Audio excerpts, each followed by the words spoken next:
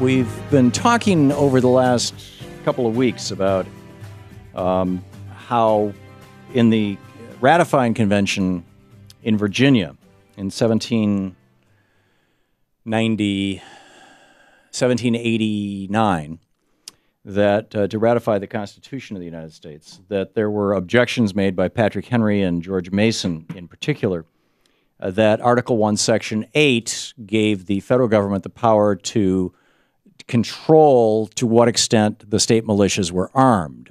And their concern was that Virginia's state militia was one of the principal tools used to that it had a component which was the slave patrols, one of the tools that was used to put down slave rebellions. And I wanted to get somebody on who really knows this stuff, somebody who's an expert on this, not necessarily on the Second Amendment or the Constitution or any of that kind of stuff, but on the whole history of the slave resistance and rebellion. And Junius P. Rodriguez is with us, a professor of history at Eureka College in Eureka, Illinois, the general editor of several reference books on the history of slavery in the U.S. and the world, including the Encyclopedia of Slave Resistance and Rebellion. The website where Dr. Rodriguez is a professor is eureka.edu. And Professor, welcome to the program. Hi, Tom. Thanks for joining us. Pleasure to be here. I'm curious, 1607 was when Jamestown, the first settlement by Europeans, white Europeans, on the North American continent, and within 15 years, they had the first slaves in that settlement, and then, of course... Well, actually, the first Africans were introduced in 1619, and they likely were introduced as indentured servants. It's very difficult to pinpoint a precise date when slavery would have started in Virginia, but it's likely within the first decade or so after the arrival, where indentured servitude found a way to morph into slavery. Right. And instead of someone serving for a period of time, it became a life sentence of sorts.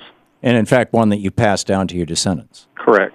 So here we had this period of slavery in the United States from the early 1500s until arguably, the 1860s, 1870s, and which is, a period of several hundreds of years.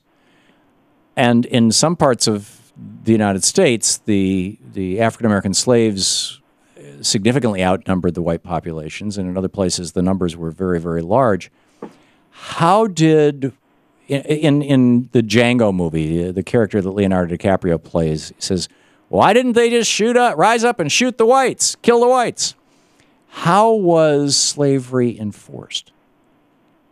How was slavery enforced? Yeah, how did they maintain this institution? It was enforced in large measure by means of local control, that individual states had what were called slave patrols. And there was an understanding that all able-bodied men in the community, which interestingly enough also included free blacks who would have lived in areas where slavery was practiced, had a responsibility of being part of the patrols.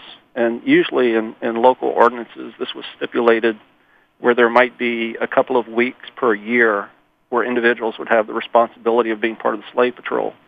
Now, the truth of the matter is, a lot of times these tended to be enforced on an as-needed basis. Mm-hmm. So if there were threats of unrest, if there was the likelihood that violence might arise, what you would see is a greater enforcement of these slave patrols.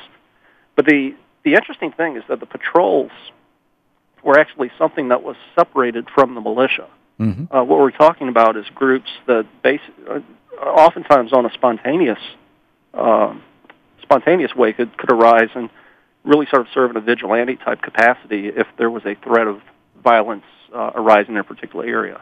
So you're suggesting that the slave patrols, if they had a modern antecedent, would be the KKK as opposed to the militia, the modern version being the state National Guards? Well, not exactly.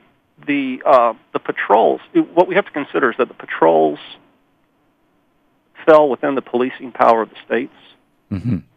And so the states were within their rights in terms of their policing powers to be able to enforce slavery as it existed. And I know this is a challenging thing because we're talking about enforcing something that today we consider to be an extremely bad policy to be enforcing. Yeah. But if we go with the assumption that slavery was legal at the time and states had the responsibility of enforcing it, they used the patrols as the mechanism to do so.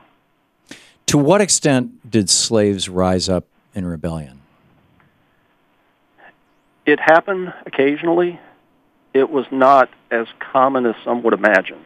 There was a book that was written in the early 40s called American Negro Slave Revolts, written by Herbert Aptheker.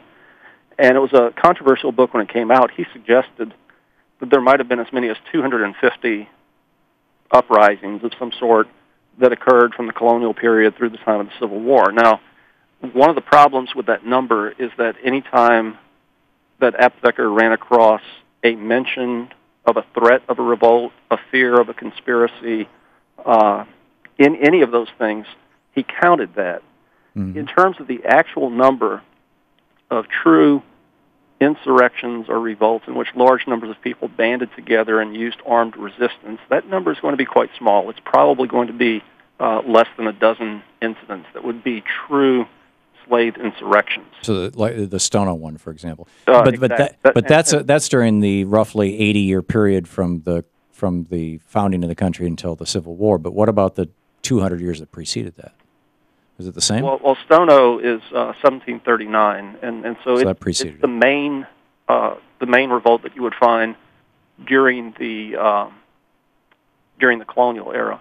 There were some smaller threats of revolt that occurred in New York City in 1712 and 1741.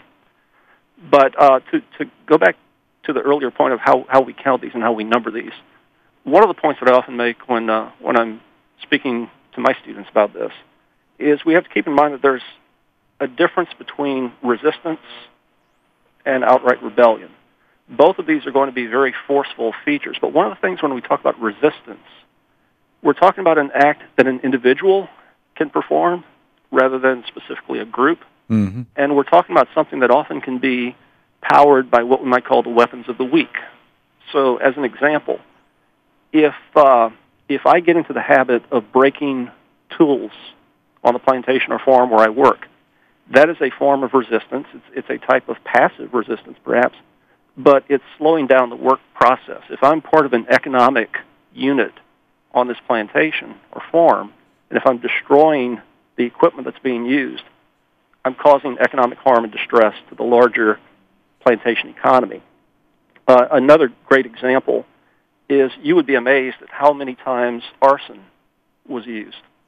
You hear about sugar houses that are being burned down, cotton gins, tobacco barns. And, my assumption is that these things are not just happening in a spontaneous sort of way, but this is really by a larger design. Mm-hmm. Things like work slowdowns, foot dragging of sorts, basically taking longer to do a particular kind of task that might be assigned. All of these things are forms of resistance that can be performed indeed by individuals using, as I said earlier, weapons of the weak. Mm-hmm. But in terms of people coming together in the larger numbers, what I've found is individuals were generally willing to turn to that option if they believed that the likelihood for success might be great. So, for example, you mentioned Stono earlier. South Carolina, as early as 1708, had a black majority. We, Dr. Rodriguez, we have to take a very, very short break here. Can you hang on? We can pick up on the other side of this break? Sure. Okay. We're talking with Dr. Junius P. Rodriguez. He is a professor of history at Eureka College in Eureka, Illinois. That website, of course, eureka.edu, and is the general editor of the Encyclopedia of Slave Resistance and Rebellion. We'll be right back. This is the Thom Hartmann Program. So, how was slavery enforced before it was entered in the United